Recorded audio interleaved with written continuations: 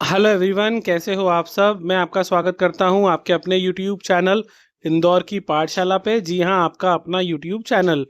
और हम लेकर आए हैं बीबीए फर्स्ट ईयर वाले बच्चों के लिए फाइनेंशियल अकाउंटिंग के top most important questions from your syllabus. आपका लास्ट पेपर है गाइज, लेकिन आपको एक इम्पॉर्टेंट मैं नोटिस बोलना चाहता हूं कि एग्ज़ाम के बाद भी आपको हमसे जुड़े रहना है, क्योंकि हम आपको आपके करियर से जुड़ी बहुत सारी डिटेल्स बताने वाले हैं रेगुलरली। हम डेली एक वीडियो पब्लिश करेंगे जिसके थ्रू आपको फ्यूचर में क्या करना है। जो बच्चे अगर आगे चल के बीबीए के बाद एमबीए करना चाहते हैं, या फिर वो फ्यूचर में बीबीए के बाद सीए सीएस या फिर और किसी फील्ड का भी सोच रहे हैं, या गवर्नमेंट एग्ज़ाम टारगेट कर रहे हैं, तो उन्हें कौन सी एग्ज़ाम टारगेट करना चाहिए, किस तरीके से स्टडी करना चाहिए, उसमें कैसे वो अपना बेस्ट कर सकते हैं। और बहुत सारी ऐसी अपॉर्चुनिटी भी है जिनके बारे में आप सबको पता भी नहीं होता है, तो उन सब के बारे में भी हम डिस्कस करने वाले हैं। तो आपको रेगुलरली हमारे चैनल पे बने रहना है और सब्सक्राइब करके रखना है, ताकि जो भी नई नोटिफिकेशन आएगी वो आपको मिल जाए और आपको ये पता चल जाए कि आपके लिए बेस्ट करियर ऑप्शन क्या है। क्योंकि जैसा कि आपको लगता है कि इतना सब करने के बाद भी अगर फ्यूचर में जॉब सिक्योर नहीं है, तो ऐसा नहीं होता है।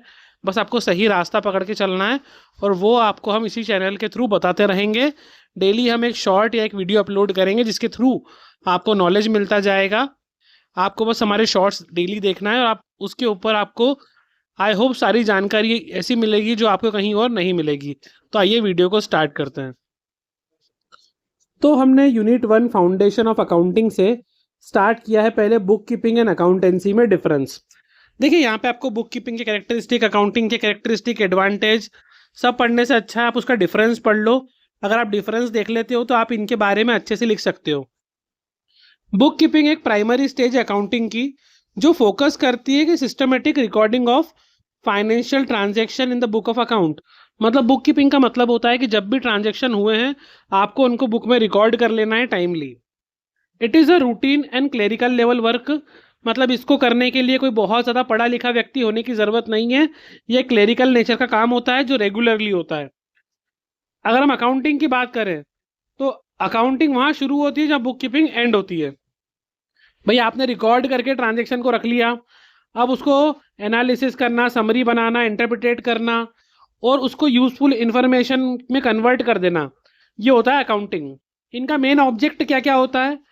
तो बुक कीपिंग का मेन ऑब्जेक्ट होता है कि एक्यूरेट रिकॉर्ड रखो, कोई डाटा छूटे ना आपसे। जो जो ट्रांजेक्शन जब जब हो रहे हैं तुरंत उनको बुक्स ऑफ अकाउंट में लिख लो, ताकि कोई प्रॉब्लम ना आए। और वही अकाउंटिंग का एम क्या होता है? Financial performance, profit and loss और कंपनी की फाइनेंशियल पोजीशन को चेक करना। बुक कीपिंग का स्कोप कई लिमिटेड होता है, because it does not reveal overall health. क्या होता है बुक कीपिंग में? सिर्फ हम रिकॉर्ड कर लेते हैं, बट उसको हम चेक वगैरह नहीं कर सकते। तो कहीं ना कहीं बुक कीपिंग का जो स्कोप है वो लिमिटेड होता है, अकाउंटिंग का स्कोप जो है वाइडर होता है, क्योंकि अकाउंटिंग के अंदर हम जो है एनालिटिक्स भी कर सकते हैं। नेक्स्ट टॉपिक है हमारा अकाउंटिंग कंसेप्ट एंड कन्वेंशन। बिल्कुल, इससे एक क्वेश्चन तो आपको देखने को मिलेगा ही मिलेगा। अकाउंटिंग में हमारे डिफरेंट कंसेप्ट और कन्वेंशन हैं। तो accounting principle categorise into concept and convention. जो हमारे अकाउंटिंग के प्रिंसिपल होते हैं इनको दो पार्ट में डिवाइड करा है हमने, accounting concept and accounting convention. Concept के बारे में बात करें, जैसे गोइंग कंसर्न। गोइंग कंसर्न का मतलब क्या होता है कि जो हमारा बिजनेस है ये इनडेफिनेटली टाइम तक चलेगा। मतलब गोइंग कंसर्न, लॉन्ग टाइम तक चलेगा, हम बिजनेस को बंद करने के बारे में नहीं सोच रहे हैं। कंसिस्टेंसी, इसका मतलब होता है कि जो मेथड हम एक बार बिजनेस में अडॉप्ट कर रहे हैं उसी मेथड को हम यूज करेंगे बिना चेंज करे। एक्यूरल बेसिस, ये बोलता है कि इनकम और एक्सपेंसेस जब इनकर्ड हो रहे हैं, चाहे वो अर्न हो चाहे अनअर्न हो, आप चाहे कैश रिसीव हुआ चाहे नहीं हुआ, आप उसको रिकॉर्ड कर लो। उसको बोलते हैं एक्यूरल बेसिस पे। कैश मिलना या ना मिलने का वेट मत करो। देखो, अकाउंटिंग में मेनली दो, अपन एक एक्यूरल बेसिस फॉलो करते हैं या कैश बेसिस फॉलो करते हैं। कैश बेसिस ये बोलता है कि जब कैश मिले या हम कैश पे करें तभी लिखो। लेकिन एक्यूरल बेसिस बोलता है कि अगर आपने इनकम अर्न कर ली है या एक्सपेंसेस आपकी हो चुकी है, भले आपने भी कैश पे करा हो चाहे नहीं करा हो, आप उसको रिकॉर्ड कर लो। इसको बोलते हैं एक्यूरल बेसिस। अब कुछ हमारे कन्वेंशंस होते हैं, जैसे कंजर्वेटिज्म। ये क्या बोलता है कि फ्यूचर में होने वाले लॉस को एस्टिमेट कर लो पर प्रॉफिट को मत करो। इनका सीधा सा मतलब है कि अगर आपको लग रहा है कि भविष्य में हमारे ये खर्चे होने वाले हैं या ये एक्सपेंसेस हो सकते हैं, तो आज ही उसको एंटिसिपेट करके उसके लिए प्रिपरेशन कर लो। लेकिन फ्यूचर में क्या क्या प्रॉफिट होने वाला है उसको अभी से आप प्रॉफिट मान के, एज्यूम मान के कोई चीज़ें मत करो, क्योंकि कभी अगर वो प्रॉफिट ना हुआ तो फिर आप प्रॉब्लम में आ जाओगे। पर एक्सपेंसेस में तो क्या है कि अगर आपने माना कि मान लो मेरा ये खर्चा होगा और बाद में खर्चा नहीं हुआ तो आपके पास सेविंग हो जाएगी। तो इसको बोलते हैं प्रिंसिपल ऑफ कंजर्वेटिज्म। नेक्स्ट इसमें डिस्क्लोजर। ये बोलता है कि फाइनेंशियल स्टेटमेंट में ट्रांसपेरेंसी होना चाहिए, आपको सारी इन्फॉर्मेशन देना है। तो ये सब जो मिलके जो हमारी अकाउंटिंग के फॉर्म है उसको रिलायबल, यूनिफॉर्म और कंपेटेबल बनाती है, ताकि एक फाइनेंशियल रिपोर्टिंग अच्छी हो सके और यूजर को इकोनॉमिक डिसीजन लेने में सब हेल्प हो जाए। अगला क्वेश्चन है double entry system. Double entry system क्या होता है बेटा? तो पहले सिंगल एंट्री सिस्टम भी चलता था, फिर डबल एंट्री सिस्टम आया।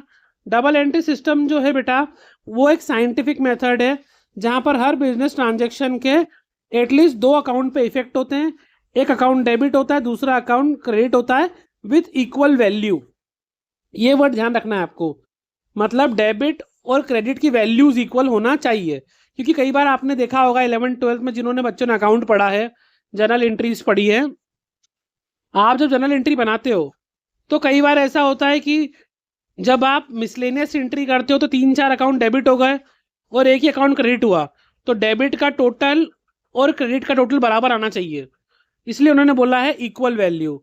फॉर एग्जाम्पल, मान लो किसी बिजनेसमैन ने बिजनेस में अभी पैसा इन्वेस्ट किया, नया नया बिजनेस स्टार्ट करा है, तो उन्होंने बिजनेस स्टार्ट करने के लिए पहले तो फर्नीचर लिया, एक बिल्डिंग ले ली और उन्होंने कुछ गुड्स खरीदा। गुड्स को जब हम प्राइमरी खरीदते हैं उसको स्टॉक या इन्वेंट्री बोल सकते हैं हम, और सारा पैसा बिजनेसमैन ने लगाया तो हम लिखते हैं टू कैपिटल। हम फर्नीचर अकाउंट डेबिट कर देते हैं, बिल्डिंग अकाउंट डेबिट कर देते हैं, स्टॉक अकाउंट डेबिट कर देते हैं, 2 में कैपिटल लिखते हैं। तो यहाँ पर हमने 3 अकाउंट डेबिट करे और एक अकाउंट क्रेडिट करा है, तो इन तीनों का टोटल क्रेडिट के टोटल के बराबर आना चाहिए, तो वो हम कैपिटल में लिखते हैं, तो इसलिए नीचे लिखवा है इक्वल वैल्यू। अगर आगे हम बात करें, इसका प्राइमरी जो काम होता है, primary merit is complete record of transaction. जो हमारा डबल एंट्री सिस्टम का मेरिट होता है कि हमको जो भी ट्रांजैक्शन होते हैं उसके पूरे रिकॉर्ड मिल जाते हैं, ताकि हम ट्रायल बैलेंस बना सकें। ट्रायल बैलेंस क्या होता है बेटा? जो हमको अरिथमेटिकल एक्यूरेसी चेक करने में हेल्प करता है। अरिथमेटिकल एक्यूरेसी का मतलब होता है टोटल में कोई मिस्टेक तो नहीं हुई, अमाउंट में कोई गड़बड़ तो नहीं हुई। It help in calculating accurate profit and loss. इससे हमें प्रॉफिट एंड लॉस निकालने में आसानी होती है। कंपनी की फाइनेंशियल पोजीशन का पता करने में हेल्प होता है। कुछ इसकी डीमेरिट्स भी हैं, जैसे कि ये मेथड कॉम्प्लिकेटेड होती है, तो आपको इसके लिए अच्छा पढ़ा लिखा व्यक्ति चाहिए। थोड़ी एक्सपेंसिव भी होती है, छोटी मोटी फर्म्स आजकल तो देखो सभी हैंडल कर पाती, क्योंकि कंप्यूटर से हो गया सारा काम। डिस्पाइट ये ग्लोबल स्टैंडर्ड को फॉलो करती है, तो फ्रॉड वगैरह से आप बच सकते हो और आपको बिजनेस का एक कॉम्प्रहेंसिव व्यू मिलता है। तो डबल एंट्री सिस्टम क्या है, इसके आपको मेरिट्स भी पढ़ के रखना है और आपको इसके डीमेरिट्स भी पढ़ना है। बेटा देखो, ये मैं आपको विद समरीज आंसर समझा रहा हूँ, पूरा जो एग्जाम में आपको आने वाला है उसका। नेक्स्ट क्वेश्चन है बेटा अकाउंटिंग क्लासिफिकेशन। अकाउंट्स को नॉर्मली 3 टाइप में क्लासीफाई करते हैं, वैसे 2 टाइप में करते हैं, पर्सनल और इम्पर्सनल। तो पर्सनल अकाउंट हो गया और इम्पर्सनल में आ जाता है रियल और नॉमिनल। पर यहाँ पर हमने उसको ब्रॉड 3 कैटेगरी में डिवाइड करा है, पर्सनल, रियल और नॉमिनल। पर्सनल अकाउंट क्या होता है बेटा? जो इंडिविजुअल या एंटिटीज को रिप्रेजेंट करता है। सिंपल सी बात बोलूं तो जिनका भी नाम होता है, जिनकी कोई आइडेंटिटी होती है, हम जिन पे केस कर सकते हैं वो भी हम पे केस कर सकते हैं, उसको बोलते हैं पर्सनल अकाउंट। कोई इंसान हो गया, कोई बैंक हो गया, कोई फर्म हो गई। इनका रूल होता है debit the receiver, credit the giver. जो रिसीव कर रहा है उसको डेबिट में लिखो, जो दे रहा है उसको क्रेडिट में लिखो। रियल अकाउंट, इसमें बेटा असेट्स और प्रॉपर्टी वगैरह आती है, जैसे cash, building, plant, machinery, goodwill वगैरह। इनका रूल होता है debit what comes in, business में आने वाली चीज को डेबिट करो। Credit what goes out, business से जाने वाली चीजों को क्रेडिट कर दो। थर्ड है नॉमिनल अकाउंट। नॉमिनल अकाउंट जो है वो एक्सपेंसेस, इनकम प्रॉफिट गेन से रिलेटेड होता है। इनका रूल होता है debit all expenses and losses, सारे खर्चे और हानियों को डेबिट करो, सारी इनकम और गेन को क्रेडिट कर दो। ये हमारे हैं गोल्डन रूल्स ऑफ अकाउंटिंग, जो हमारी जनरल ट्रांजैक्शन और अकाउंटिंग का बेस होता है। इसमें हम डेबिट और क्रेडिट का बैलेंस मेंटेन करते हैं through out accounting process. Next question है एंशिएंट अकाउंटिंग या महाजनी सिस्टम क्या होता है। एंशिएंट अकाउंटिंग से भी क्वेश्चन आपको पेपर में आ सकता है बेटा।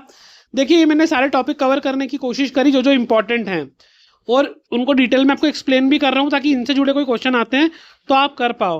देखो आप बड़ी क्लास में हो बेटा, अब आपको वर्ड टू वर्ड क्वेश्चन याद करने से बचना पड़ेगा, क्योंकि अगर आगे चल के आप कॉम्पिटिटिव एग्जाम में जाओगे या कोई बड़े मास्टर्स डिग्री करोगे तो वहाँ पर भी आपको अपना माइंड इतना डेवलप करना पड़ेगा कि आप क्वेश्चन रट के ना जाओ। एटलीस्ट आप चीज़ों को समझो अच्छे से, टॉपिक को समझ लो, किस टॉपिक में क्या लिखना है उनको जान लो, ताकि इनसे जुड़े कोई भी क्वेश्चन आते तो आप अटेम्प्ट उसको ईजिली कर सको। और ये क्वेश्चंस सारे PYQs वगैरह को मिला के 2-3 सीरीज को स्टडी करने के बाद ये वीडियो बना है, इसलिए वीडियो को बनाने में थोड़ा टाइम लगता है बेटा। द महाजनी system is an ancient indigenous Indian accounting method use by traders. हमारे यहाँ के पुराने व्यापारी एंशिएंट समय में महाजनी सिस्टम का यूज करते थे। It is essentially a single entry system. यहाँ पर सिंगल एंट्री सिस्टम यूज होता था अकाउंटिंग का। Transaction recorded in vernacular language in book called the बही खाता। यहाँ पर जो भी उनके वहाँ की लैंग्वेज होती थी, लोकल लैंग्वेज, उस लैंग्वेज में वो अकाउंटिंग की बुक में लिख लेते थे, रिकॉर्ड कर लेते थे। उस बुक को बोलते थे बही खाता।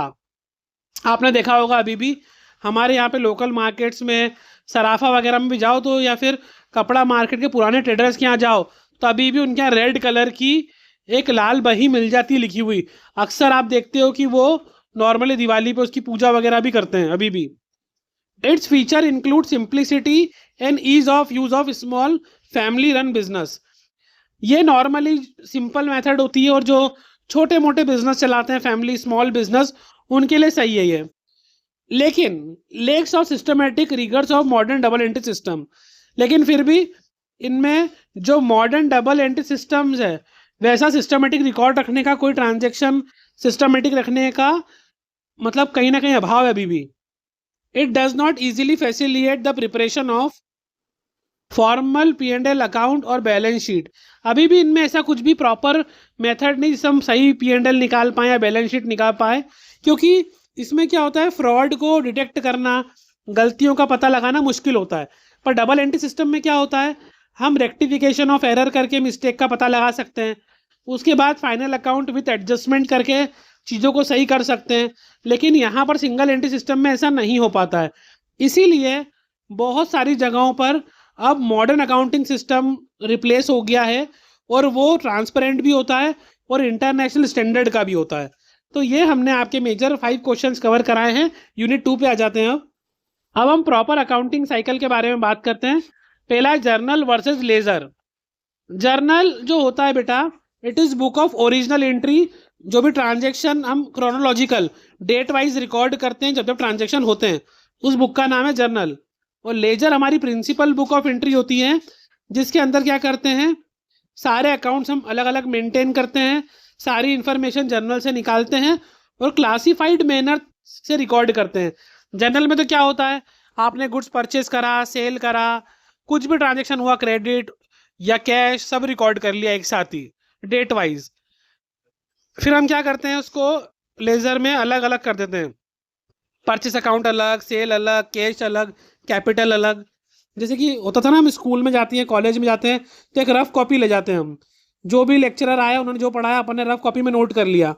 फिर भले अभी तो यार हम फेयर करते नहीं, पर स्कूल में तो कंपलसरी था फेयर कॉपी में बनाना, तो फिर घर आके हम अलग अलग सब्जेक्ट की फेयर कॉपी में नोट कर लेते थे। वैसा ही होता है, रफ कॉपी वाला हमारा काम जर्नल का, और बाकी जो अलग अलग सब्जेक्ट का बनाते थे ये हमारा लेजर होता है। While a journal shows daily flow of transaction. Journal entry हमको बताती है कि दिन भर में कितने ट्रांजेक्शन परफॉर्म होते हैं हमारे बिजनेस में। वहीं लेजर हमको बताता है net balance of individual account, कि कैश कितना आया, सेल कितना हुआ, असेट्स कितनी है। इंडिविजुअल अकाउंट का बैलेंस आप लेजर से चेक कर सकते हो।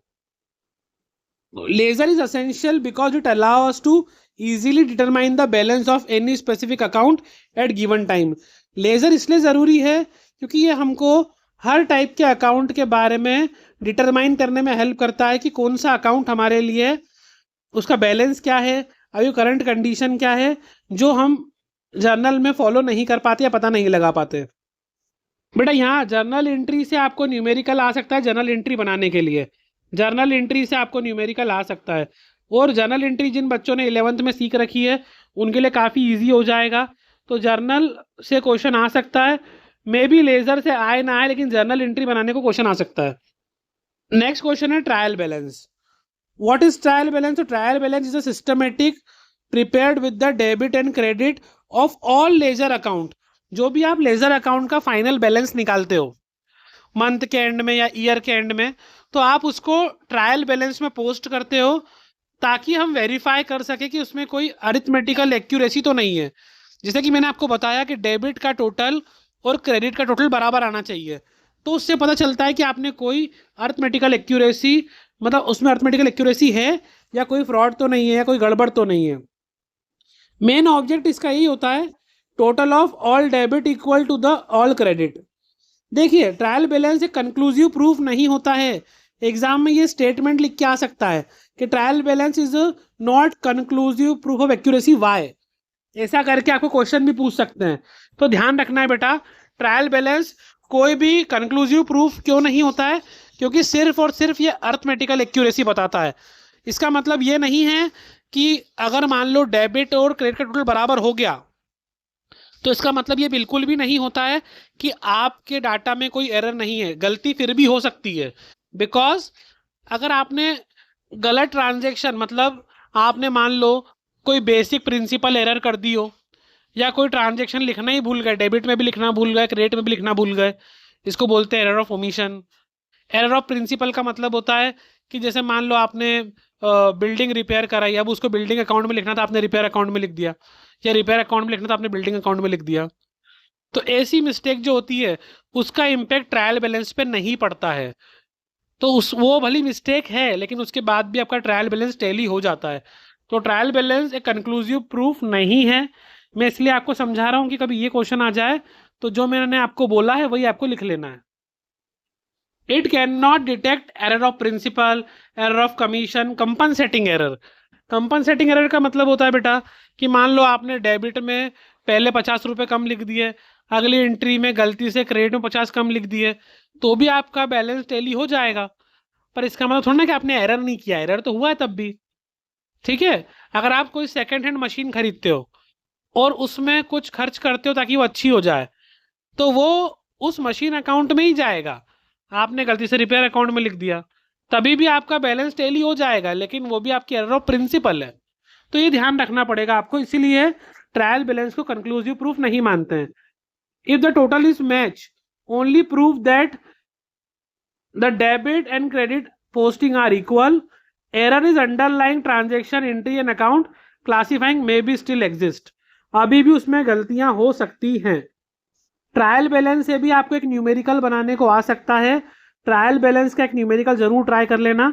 इसमें आपको ऐसा हो सकता है कि ट्रांजेक्शन कभी हो सकता है गलत साइड में देके रखे हो आपको, तो आपको सही जगह पर लिखकर उसको टोटल लगाना है।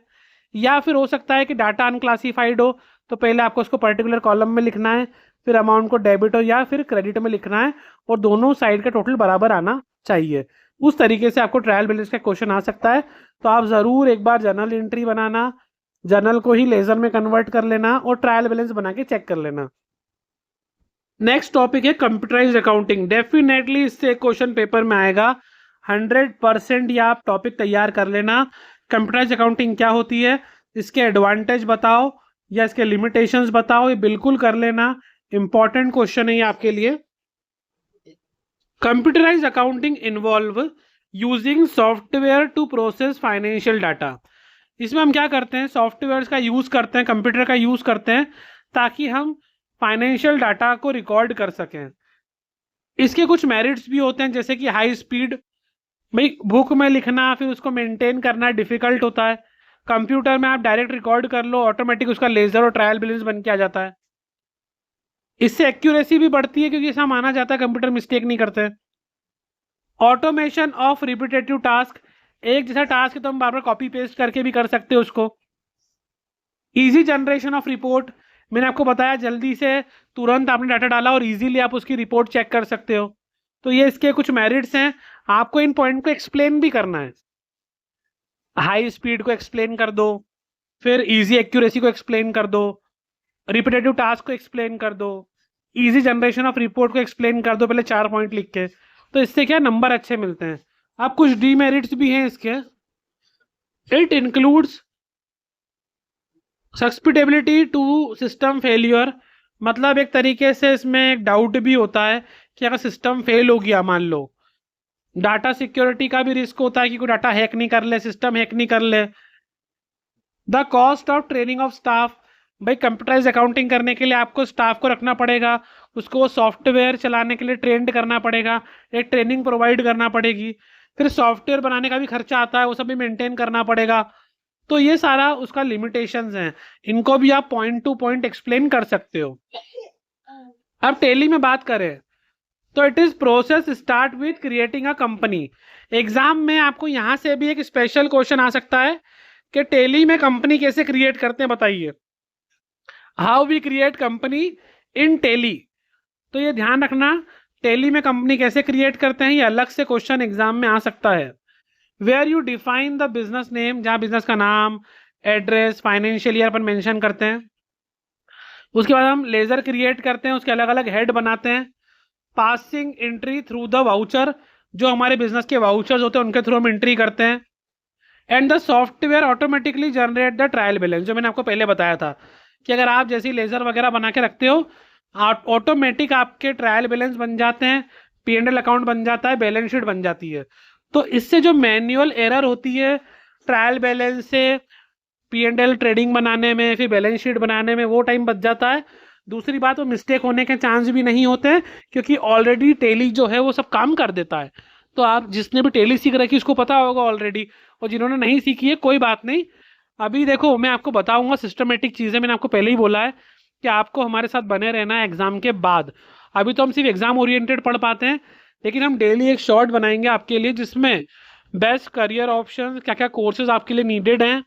और बेटा ये कोई भी मैं मार्केटिंग पर्पज से नहीं कर रहा हूँ, ना ही ऐसा कुछ है कि भाई मैं आपको कोई कोर्स सेल करवाऊंगा या उससे, ऐसा कुछ भी नहीं है। मेरा प्योर काम है कि आपको सही गाइड करना ताकि आप सही जगह पर पहुंच सके। क्योंकि कई बार ऐसा होता है आप लोगों में से बहुत से बच्चों की कैपेसिटी बहुत कुछ करने की है, पर क्या होता है कई बार सेल्फ डाउट होता है कि हम कर पाएंगे या नहीं कर पाएंगे। कई बार हम पुराने परसेंटेज को देख के सोचते हैं कि हमसे नहीं होगा। तो उन चीज़ों के बारे में भी हम बात करेंगे, और हुआ तो हम 1-to-1 सेशंस भी करेंगे जिसमें हम इंडिविजुअल बच्चों से बात करेंगे और उनका रिव्यू लेंगे और उनका फिर फीडबैक लेके पोस्ट भी करेंगे, ताकि हर एक बच्चे के मन में जो प्रॉब्लम है, डाउट्स हैं, वो बाकी सारे बच्चों तक भी पहुँचे और उनकी बात भी हम तक पहुँचे, ताकि हम एक ऐसे सॉल्यूशन निकाल पाएँ जो हर बच्चे के काम आ सकें। अब बात करते हैं हम यूनिट 3, 4, 5 को मैंने मिक्स कर लिया है। एडजस्टमेंट, डेप्रीसिएशन और स्पेशलाइज्ड अकाउंट को मिक्स करके बात करते हैं। डेप्रीसिएशन क्या होता है आप सबको पता है। डेप्रीसिएशन से एक न्यूमेरिकल पेपर में आ सकता है आपको। इसमें आपको फिक्स्ड इंस्टॉलमेंट मेथड, जिसको हम स्ट्रेट लाइन मेथड भी बोलते हैं, या फिर रिड्यूसिंग बैलेंस मेथड, इसको हम रिटर्न डाउन वैल्यू मेथड भी बोलते हैं। दोनों में से किसी भी मेथड का आपको डेप्रीसिएशन निकालने का क्वेश्चन आ सकता है। तो सबसे पहले डेप्रीसिएशन होता क्या है, तो जो भी आपकी फिक्स्ड कैपिटल है, फिर ध्यान रखना फिक्स्ड कैपिटल या फिक्स्ड एसेट्स बोल दो, कैपिटल तो नहीं बोल सकते, फिक्स्ड एसेट्स है आपकी, अदर देन लैंड, जमीन को छोड़ के। जमीन पे नॉर्मली डेप्रीसिएशन चार्ज नहीं होता है क्योंकि जमीन की वैल्यू तो बढ़ती है ना, इंक्रीज होती है, अप्रिशिएट होती है। इसके अलावा बिल्डिंग है, मशीनरी है, जो भी आप फिक्स्ड एसेट्स परचेस करते हो उनकी वैल्यू समय के साथ साथ या फिर यूजेस के हिसाब से, टेक्नोलॉजी के हिसाब से कम हो जाती है। तो जो कम वैल्यू हो रही है उसको ही हम डेप्रीसिएशन काउंट करते हैं। तो depreciation is a permanent, gradual and continuous decrease in the value of fixed assets, मतलब लगातार परमानेंटली जो एक फिक्स्ड एसेट्स की वैल्यू कम होती है। किसकी वजह से? वियर एंड टियर, टूट फूट हो जाने की वजह से, लगातार उपयोग करने की वजह से, ऑब्सोलेंस मतलब होता है टेक्नोलॉजी पुरानी हो जाने की वजह से, अगर आपने आज कोई नया फ़ोन खरीदा है लेटेस्ट मॉडल और आप उसको 2 दिन बाद ही बेचने जाओगे तब भी वो कम में बिकेगा, क्योंकि वो सेकेंड हैंड कहलाएगा अब। तो ये जो वैल्यू कम हो रही है इसी को हम बोलते हैं डेप्रीसिएशन। तो ये ज़रूरी क्यों है? क्योंकि ये ट्रू फाइनेंशियल प्रॉफिट दिखाता है, करेक्ट वैल्यू दिखाता है एसेट्स की, कि 2 साल बाद 1 साल बाद अब हमारी एसेट्स की वैल्यू क्या बचेगी, ताकि हम सही प्रॉफिट कैलकुलेट कर सकें। जब आप कोई नए फ़ोन खरीदते हो आपको पता होता है कि 4-5 साल ही चलेगा मैक्सिमम। आजकल तो 2-3 साल में ही फ़ोन चेंज करना पड़ जाते हैं। तो इसकी फिक्स्ड इंस्टॉलमेंट मेथड वो होती है कि जब आपने एसेट्स खरीदी है उस समय उसकी ओरिजिनल कॉस्ट पे ही आप डेप्रीसिएशन कैलकुलेट कर लेते हो और हर साल वही डेप्रीसिएशन चार्ज करते हो। उसको बोलते हैं फिक्स्ड इंस्टॉलमेंट मेथड, जो ओरिजिनल कॉस्ट पे लगती है। ये कांस्टेंट अमाउंट होती है जो हम हर साल चार्ज करते हैं। रिड्यूसिंग बैलेंस मेथड को हम रिटर्न डाउन वैल्यू मेथड भी बोलते हैं। इसमें डेप्रीसिएशन रिटर्न डाउन वैल्यू पर चार्ज होता है, मतलब हर साल जो भी आपका बैलेंस बचेगा उसके ऊपर चार्ज होगा। जैसे कि मान लो मशीन आपने 1 लाख की खरीदी, 10% डेप्रीसिएशन लगा, तो 1 लाख का 10% 10,000, मशीन बची 90,000 की। तो अगली साल वापस से 10,000 नहीं लगेगा, अब 90,000 पे 10% लगेगा, मतलब 9,000। तो रिटर्न डाउन वैल्यू मेथड में डेप्रीसिएशन पहले से कम होता जाता है, resulting higher charge in the early years, lower charge in later year. पहले साल 10,000 लगा, फिर 9 लगेगा, फिर अगले साल 8,100 लगेगा, ऐसे कम होता जाएगा depreciation. This method offer preferred for tax purpose as it is better align with the assets uses. इसको नॉर्मली टैक्स पर्पज के लिए हम यूज करते हैं क्योंकि डायरेक्टली लिंक्ड होता ही है असेट्स के यूजेस के साथ में। नेक्स्ट क्वेश्चन है हमारा फाइनल अकाउंट एंड एडजस्टमेंट। बिल्कुल इससे एक लॉन्ग क्वेश्चन आपको पेपर में मिलेगा, लॉन्ग क्वेश्चन। बेटा जो आपका माइनर पेपर 1 दिया था आपने, वैसा ही आपका माइनर पेपर 2 भी आने वाला है, same paper pattern as it is. तो आपके पास अपना माइनर पेपर 1 होगा, उसको उठाओ, उसको पूरा देख लो कि वो पेपर कैसा आया था, आपको सारा नॉलेज मिल जाएगा। इसलिए आपको परेशान होने की ज़रूरत नहीं है कि पेपर पैटर्न क्या रहेगा, क्या चीज़ें रहेंगी। देखो आप बहुत ज़्यादा परेशान होते हो, पढ़ने पे फोकस करो। पेपर पैटर्न तो देखो, मैं आपको एक चीज़ बता रहा हूँ, पेपर पैटर्न चाहे जो भी हो, अगर आपने पूरा सिलेबस अच्छे से पढ़ के रखा है तो फिर आपको लिख के आना है बस, वहाँ पे इतना काम आसान हो जाता है। तो final account with adjustment, adjustment are the necessary align to the financial record. देखो हमने बोला है कि कई बार हम एक्यूरल बेसिस पे रिकॉर्ड कर लेते हैं ट्रांजेक्शन, तो जब भी आप accounting at the end of the year करते हो तो आपको उसमें एडजस्टमेंट करना बहुत ज़रूरी है। कई बार कुछ एरर्स भी हो जाती हैं तो उनको भी रेक्टिफाई करना पड़ता है। तो एडजस्टमेंट कई बार हो जाते हैं, कुछ ट्रांजेक्शन हो तो गए हैं पर रिकॉर्ड नहीं हुए हैं, जैसे आउटस्टैंडिंग एक्सपेंसेस, ऐसी एक्सपेंसेस जो हो चुकी है अभी आउटस्टैंडिंग, लेकिन अभी हमने पे नहीं करी तो हमारी लाइबिलिटी है, तो उसको रिकॉर्ड करना ज़रूरी है। प्रीपेड एक्सपेंसेस, वो एक्सपेंसेस जो हम पहले से पे कर चुके हैं पर अभी एक्सपेंसेस हुई नहीं है, जैसे मोबाइल का रिचार्ज। जनरली कुछ बच्चों ने पोस्टपेड करा रखा होगा, लेकिन बहुत से बच्चों का तो प्रीपेड ही होता है। तो प्रीपेड में क्या होता है कि हम पहले से रिचार्ज कराते हैं, बाद में यूज़ करते हैं, इसलिए उसको प्रीपेड एक्सपेंस बोलते हैं। तो ये हमारी एसेट्स होती है। तो deducted from the expenses and shown in asset side. Accrued income का मतलब होता है ऐसी इनकम जो नॉर्मली क्या हो रहा है, हमने अर्न कर ली है ना। अनअर्न इनकम जो अर्न नहीं करी उसके पहले मिल गई तो लाइबिलिटी में लिखेंगे उसको। डेप्रीसिएशन जो मैंने बताया, इससे असेट्स की वैल्यू कम होती है, तो इसको P&L में आप लिखते हो डेबिट साइड में, और बैलेंस शीट में असेट्स में से माइनस कर देते हो। तो आपको सारे एडजस्टमेंट पर के एटलीस्ट एक बार ट्रेडिंग P&L और बैलेंस शीट बना के देख लेना है विथ एडजस्टमेंट वाली। एडजस्टमेंट कौन कौन से इंपॉर्टेंट है ज़्यादातर, आउटस्टैंडिंग, प्रीपेड, एक्रूड, अनएक्रूड, डेप्रीसिएशन और बैड डेट, ये वाले खास करके आप एक बार एडजस्टमेंट देख लेना और इनके कहाँ कहाँ इम्पैक्ट पड़ते हैं। देखो जो एडजस्टमेंट करते हैं उनके 2 इम्पैक्ट पड़ते हैं, ट्रेडिंग P&L पे और या फिर बैलेंस शीट पे। हो सकता है कि एक इम्पैक्ट ट्रेडिंग पे पड़ा हो, एक बैलेंस शीट पे पड़े, एक P&L पे पड़े या फिर एक बैलेंस शीट पे पड़े। इस तरीके से 2 इम्पैक्ट पड़ते हैं। हम बात करें क्लोजिंग स्टॉक की, तो क्लोजिंग स्टॉक भी, इसके भी 2 इम्पैक्ट पड़ते हैं। अगर क्लोजिंग स्टॉक ट्रायल बैलेंस में नहीं लिखा है, नीचे लिखा है आपको एडजस्टमेंट के वहाँ पर, तो आपको ट्रेडिंग में क्रेडिट करना है, बैलेंस शीट में असेट्स में लिखना है। इस तरीके से ट्रांजैक्शन रिकॉर्ड करना होते हैं। तो आप एक बार सारे एडजस्टमेंट ज़रूर पढ़ लेना और एक न्यूमेरिकल करके देख लेना। नेक्स्ट क्वेश्चन है BRS, bank reconciliation statement. BRS क्या होता है बेटा? तो क्या होता है, कई बार हमारी कैश बुक और बैंक की जो पासबुक होती है उनमें डिफरेंस आ जाता है। तो उस डिफरेंस को रिकंसाइल करने के लिए, उस डिफरेंस को टैली करने के लिए और डिफरेंस को खत्म करने के लिए जो हम स्टेटमेंट बनाते हैं उसको बोलते हैं बीआरएस, बैंक रिकंसिलिएशन स्टेटमेंट। अब बच्चों के मन में सवाल आता है कि क्यों बीच में कैश बुक और पासबुक में डिफरेंस क्यों आता है? पहला, टाइम डिफरेंस।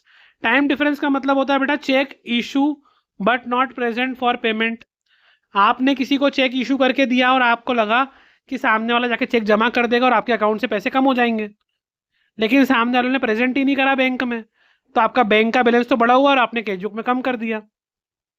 इसका अपोजिट, किसी कस्टमर ने आपको पेमेंट चेक से किया, आपने चेक जाके बैंक में डिपॉजिट करा और आपको लगा 2 दिन में क्लियर तो हो ही जाएगा, तो अपने कैश बुक में आपने इनकम को बढ़ा ली, लेकिन असली में वो चेक क्लियर ही नहीं हुआ, तो अभी भी बैंक में तो कमी है। Entry made directly by the bank, मान लो कस्टमर डायरेक्टली बैंक में जमा कर आया, या बैंक ने सीधा अकाउंट क्रेडिट कर दिया, या बैंक ने बैंक चार्जेस सीधा माइनस कर दिए, तो वो बैंक में तो कम हो गए या बढ़ गए, लेकिन हमने अभी तक अपनी कैश बुक में उसकी एंट्री नहीं करी है।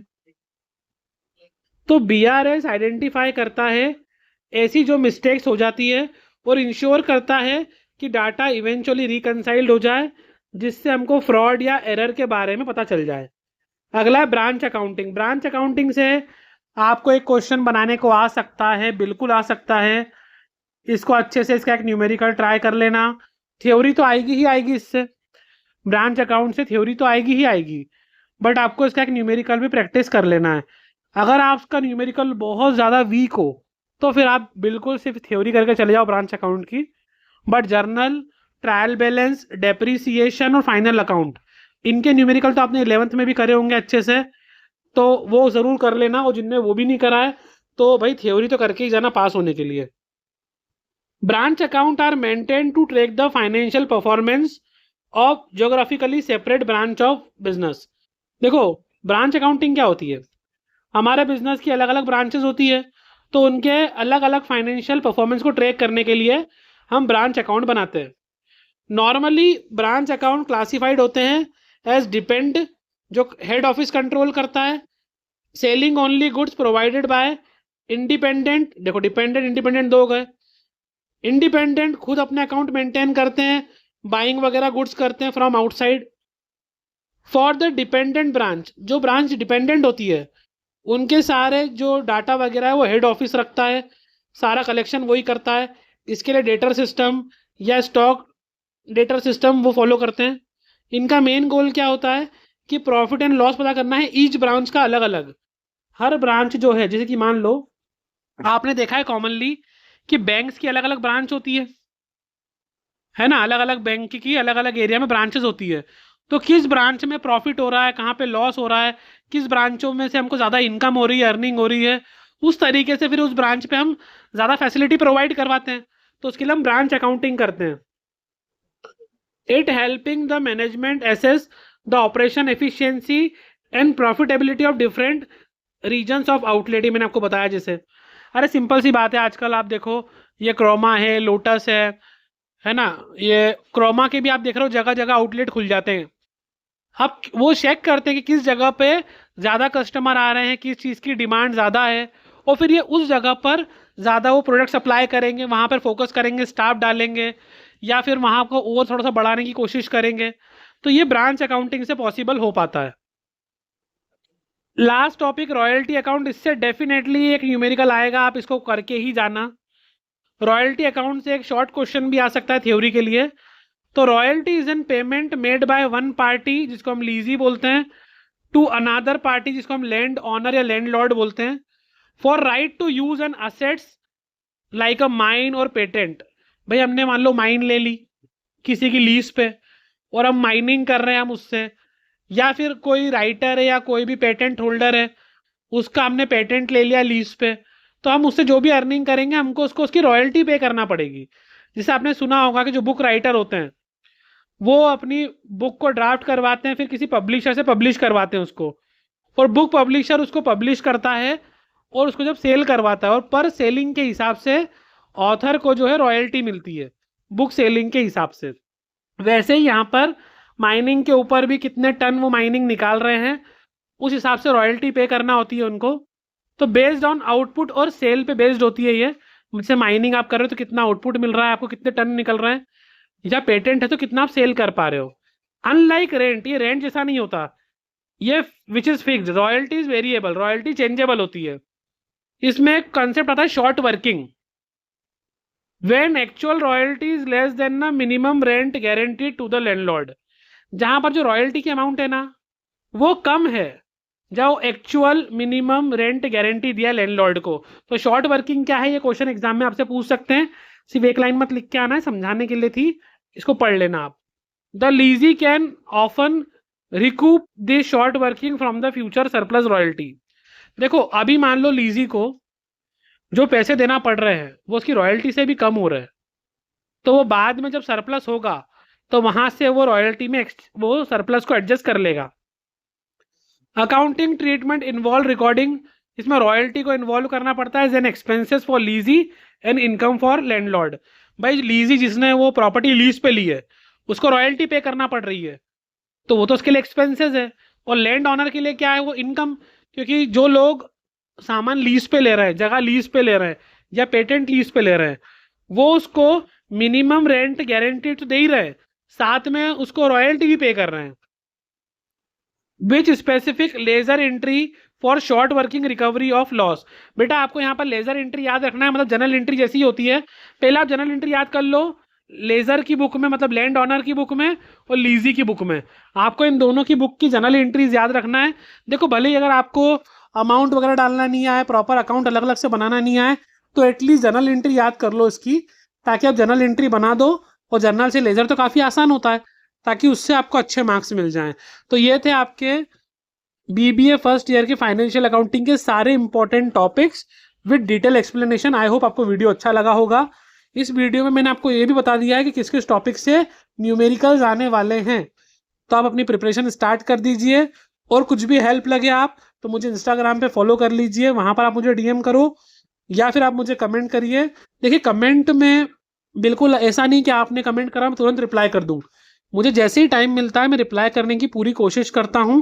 बट फिर भी अगर आप चाहते हैं कि मैं तुरंत आपको रिप्लाई करूं या हम जल्दी से कम्युनिकेट कर पाएँ, तो आप हमारी जो है हमें ज्वाइन कर सकते हो, मेंबरशिप ले सकते हो, ताकि हम आपसे इजीली कम्युनिकेट भी कर पाएँ और सारी स्पेशल बातें भी आपसे शेयर कर सकें। अदरवाइज आप नॉर्मल सब्सक्राइब करके रखिए, तब भी हम आपको रीच आउट ज़रूर करेंगे। और मैं फिर बोल रहा हूँ, आपको एग्ज़ाम के बाद भी बने रहना है अगर आप सच में फ्यूचर में एक अच्छी इनकम जनरेट करना चाहते हैं। देखिए आपने यूँ भी ढेर सारे शॉर्ट्स वगैरह के लिए, कॉमेडी वीडियोस के लिए इंस्टाग्राम पे फॉलो करके रखा होगा, यूट्यूब पे सब्सक्राइब करके रखा होगा, लेकिन एक ये चैनल जो आपके फ्यूचर को सिक्योर कर सकता है, तो सब्सक्राइब करके रखिएगा, इंस्टाग्राम पे फॉलो कर लीजिएगा, ताकि आपका करियर अच्छे से मैं बनाने में थोड़ा अपना हेल्प कर सकूं। All the very best.